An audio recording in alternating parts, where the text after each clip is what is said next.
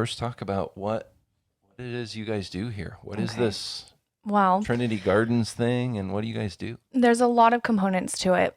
We started 5 years ago, and with the idea of just planting some lavender plants.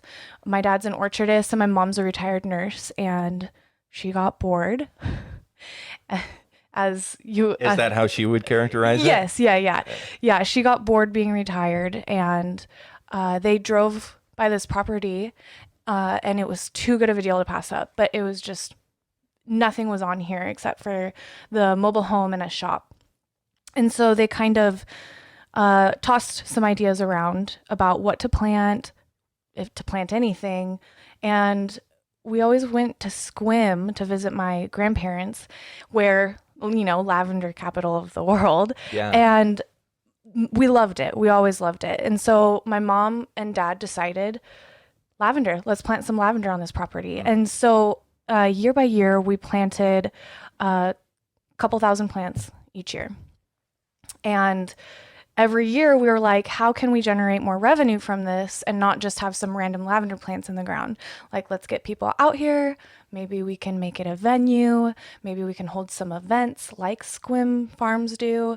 And so it's just kind of evolved into this extensive venue where we rent out accommodations on Airbnb. We have a shop on site where we sell all of our handcrafted lavender products. We distill, we steam distill, not alcohol, just lavender essential oil. We will custom distill for other farmers too, because the distillation setup is quite expensive.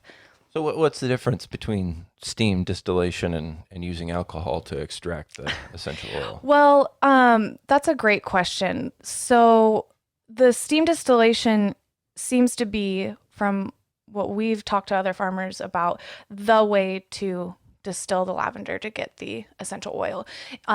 Even though it is an expensive setup, it's one of the cheaper ways to extract the essential oil, or 100% oil from the lavender.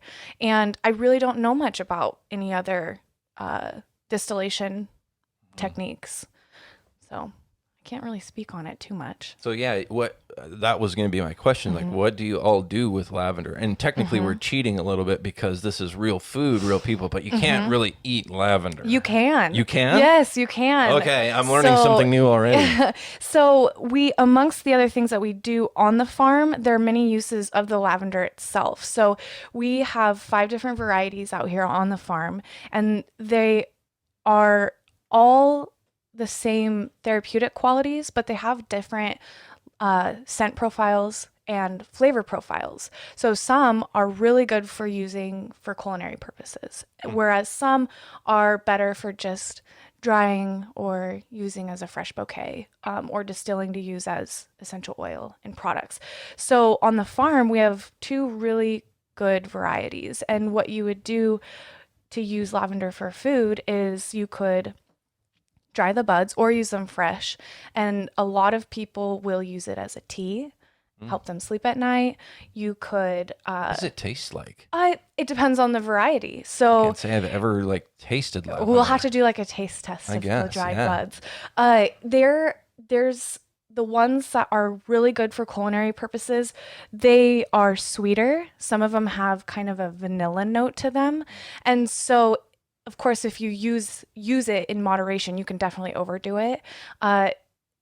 If you overdo it, it's got that soapy, tastes like you're eating lavender soap or something. That also comes out in the variety that you choose to use for culinary purposes. But have you ever had a dessert with lavender in it, or lavender ice cream, or? I don't know if I have. Oh my gosh. Maybe I just wasn't paying attention. Maybe. I don't know. Maybe I'm just not that sophisticated. That could be it. You did grow up on a farm. Yeah. Ouch. So did I. Yeah, explain that. Where did you grow up? So I grew up in East Wenatchee, and we would spend our summers driving out here working on our apple and cherry orchards, where my dad, that's his primary. Out here being the the George area. Yeah. Yep. And we still have a couple of those farms, and we still work on them. And yeah, so primarily grew up working in tree fruit. Okay. Yep. Tree So fruit like kid. What were your jobs as a kid? Oh my gosh, so many. Yeah. So at 13, my dad started teaching me to do payroll, which was cool. So I got to learn a lot of the backside of it, the number side. But then labor wise, we would do a lot of swamping, which means our pickers will pick cherries in their lugs, put the lugs down, and move on to the next tree. And then we would come through and pick up all those lugs and put them on the blue line, which takes all the bins and the lugs and goes and loads them up into the truck. Just nice, easy, leisurely work. Oh, right? sure. Yeah. I think I still have lower back pain from when I was Oh, wow. 13. Yeah. But as we got older, we got more responsibilities. And now instead of breaking our backs, picking up lugs, we have, so my brother will probably drive the blue line or get to operate the equipment. And then I'll go through and quality control and kind of manage what the pickers are picking and things like that. So you still do all the tree fruit too? Yeah. And the lavender farm? Mm-hmm. That's a lot. I know. And in my spare time, do pottery and teach. Well, we're going to get into that. Oh, yeah. We're going to hear all about it. But okay, so what all kinds of tree fruits do you guys do now? So we just do apples and cherries now. At one point, we did pears as well. However, my dad doesn't like how tedious pears can be. They're delicate. So we just stick to cherries and apples. So what's the name of that farm? So we kind of operate under, we call Putnam Family Farms because we have 3 farms. We have Trinity Gardens Lavender Farm, obviously the lavender. And then we have French Camp, which was the original orchard. And then we have Liberty Ridge, which was the second orchard to come into the family. So how many acres total?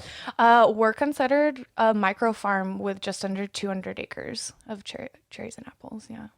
Which to a lot of people, they think a micro farm, they're like a half acre. Yeah. Right? Yeah. A micro farm, just under 200 acres. Yeah, and that's the tree fruit industry. I mean, it's just growing so rapidly, especially out in the basin.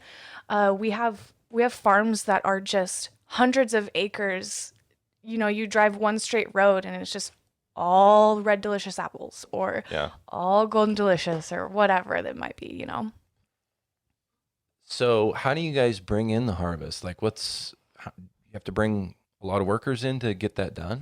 Yeah, well, the beauty in being kind of a smaller farm and established here, we haven't really needed to take advantage of the federal H-2A housing employees, recruiting them from out of the country.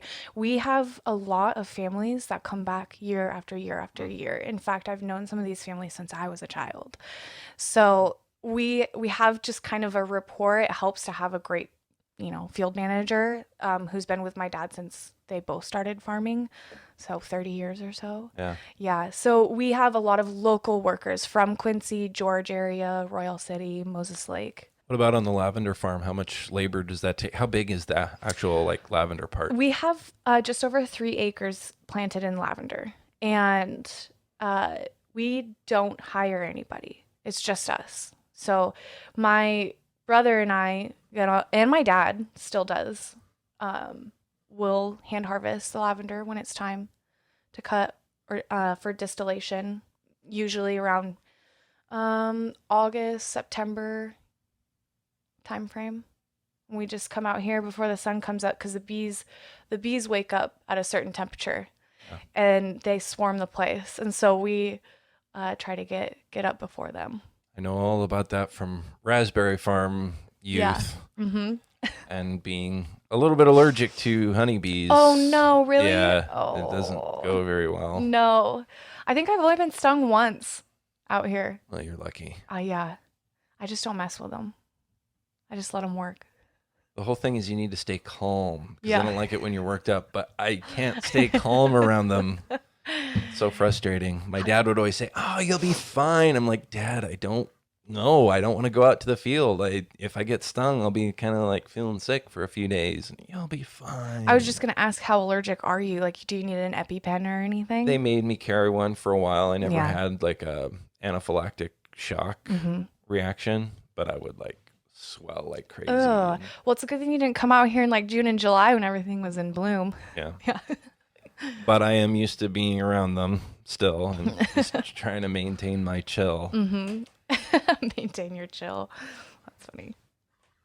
So going back to growing up, East Wenatchee, working in fruit, then what was your plan? Like, did you want to be a farmer? No. I was like so far. My ideas of having a career path was so far from farming. And I don't know why. It wasn't my passion. It's not like I hated it. I loved coming out here in the summers and being a part of the family business. I wanted to be an art teacher. I went off to college, got my art degree, and Where'd you go to college? Pacific Lutheran University. Little liberal arts school in Parkland. Technically, Tacoma is the address, but yeah. Yeah, my parents weren't too thrilled when I was like, I'm going to major in art. They're like, what are you going to do with your life? So what did you do then? Like you got your degree. I did. I was right when I was applying for MFA programs, because really my goal was and still is to be a college professor, teach fine arts at a university. So I was applying for master's programs and I got pregnant with my son. And so I made the choice to put that path on hold, the path to an MFA, and I decided to get married and go be a mom to a sweet little boy and live the military wife life. So we went to Anchorage and then we lived in North Carolina. And from North Carolina, we actually separated, my ex-husband and I moved home because it was my only support system. And home is here in George, where my parents had just bought a lavender farm, or a plot of land to be a lavender farm and the orchards. And so I had nothing, I had our suitcases and a few things, but no job, no idea what I'm doing. And so I did what I knew, and that was to go work in the orchards and to help establish a new farm. And through this it was very therapeutic.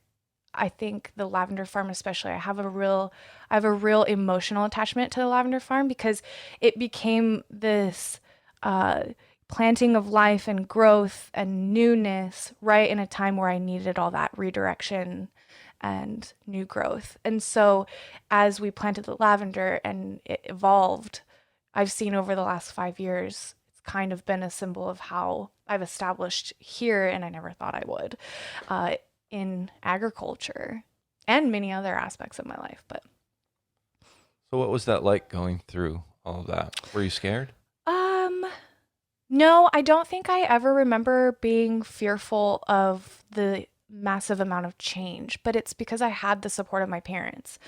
They've been my absolute rock and foundation to even the disappointing decision to major in art. They were like, okay, well, if that's really what you want. And that's the approach they've always taken. And they're just open armed people, and they greet everybody with love and support. And of course they're going to do that for their daughter and grandchild. They're like, we don't actually care about you. We just want Michael in our lives. So I never really felt intimidated, and I still wanted to teach art. Hence the reason why we're sitting in the studio, because before I got the job at the school district, I built this with my dad and decided to start teaching art to small groups, as a small business. And it brought more people out to the lavender farm where we could, entice them and educate them on all things lavender. So why do you do art and like ceramics? Is that kind of your big thing? Yeah, clay is my big thing for sure. Yeah, I'll do all the other art forms, and I teach all the other art forms. But clay, I don't know. There's something full circle about clay. You can make something sculptural and abstract, and create something wonderful from your imagination, and try to sell it for lots of money if someone's interested. Or my favorite thing to do is throwing on the wheel and making functional pottery, because that's the full circle piece, I think, where you're taking something from the ground, from the earth, and creating it into a form that's usable and you can eat out of, you can drink out of, you can serve people and sit around a table and enjoy as just what it is. Yeah, the cat. Is that the cat? Where is the cat? Outside. I hear a cat in the cat wanted to join the podcast. I know. That's I got all awesome. distracted too. I was like, "What is it? It sounds like a baby crying."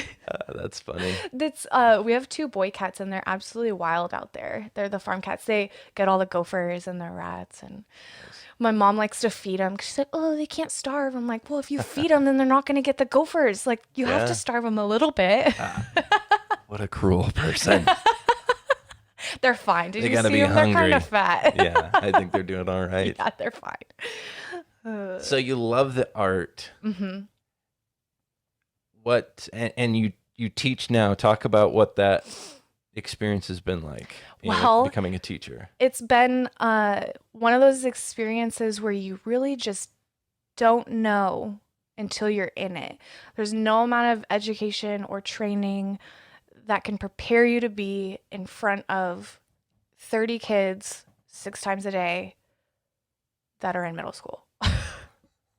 7th and 8th grade. So I get to teach anywhere from 11 to 13-year-old kids. And I didn't think that I would just absolutely adore this age range, because like I said, my goal was to, go on to college, and it still is. But now I think I envision myself being in this age range to gain experience for a good 10 years or so, at least. Unless, I don't know. It's kind of funny. We make all these plans for our lives, and then like, I don't know, the universe or God or, whatever you believe in likes to throw monkey wrenches in. And that's the story of COVID too, right? Yes. And so this is my first year teaching, and it's like all this like amped up, like doing all this stuff and working till exhaustion. It actually ruined a relationship I was in. Maybe I let it, but side note. I just really devoted all my passion and time into being good at this job, and I could, because all the farms are seasonal. It works out perfectly. Go teach in the winter time, come out here in the spring and fall, or excuse me, spring and summer. And it was just like a perfect little, the missing puzzle piece. So anyways, I just poured everything of myself into this, and then it was like, oh, this pandemic is happening, schools are closed for 6 weeks. And I was like, oh, that's kind of sad, but I'll see you in 6 weeks. It'll be a good break. And then without even getting to say bye or anything to all these kids, they're just like, yeah, actually, we're not going back to school. And it has been interesting, absolutely interesting and emotional and all the words. Emotional how? Well, it wasn't at first, and I actually didn't realize how the emotional impact it actually had on me until recently. Emotional in a lot of ways. I see the kids and how they grow up in our area. We're a low income, impoverished area, and we have about, I think it's about 85 to 87% of our students are under the poverty line. And so when they started talking about this distance learning thing and having kids do online learning, like we have kids that live in houses with 10, 15 people. Yeah. And they're not even houses. They're single wide mobile homes. They don't have internet or a phone that they can Zoom meeting their teacher. Are you kidding me? It was just so privileged to just be like, oh, they can just distance learn from their laptops. And so we had this big push on getting kids free meals. We have kids they don't eat unless they're at school. They don't get food. And which just makes me so, I could just go into it. So it was really emotional trying to reach these kids and not only check in on their welfare and their living situations and are you getting food? Are you getting your basic fundamental needs to survive? Because we're not going to get to see you for months and months and months. But now we're trying to get them laptops, hotspots, things like that to get them on board with this technology and learning and getting them information. And then it's just been confusing for everybody because there's so many questions and it feels like there's never an actual solid answer. And as soon as there's an answer, something else changes. And it's a domino effect of, more questions and no answers. Have you heard anything about next year? There's a lot of speculation and talk about not going back to school at the beginning of the year. Yeah. But I really try to not invest a lot of my time and energy into planning for that because just like I said, everything just keeps changing. Yeah. Everything just keeps changing. What has COVID meant for you guys here on the farm? It has impacted us a lot more than I thought it would, negatively as far as generating revenue. We're 8 miles from the Gorge Amphitheater. That's where a lot of our people come that rent the Airbnbs here on the lavender farm, which then directly correlates to customers in our shop, people learning about it, buying our products, whatever. So the cancellation of concerts has, decreased. I would have never thought of that. Right? Oh my gosh. Also, we can mark up the prices a lot because there's nowhere to stay around here. Yeah. There's nowhere. They are building a hotel in George. Did you see that? I did. Yeah. And a Five Guys burger. Oh, nice. I did know. not see that. Yeah. In George, Washington. Yeah. Very Imagine cool. that. But so it's been, we've noticed a decline in our normal clientele.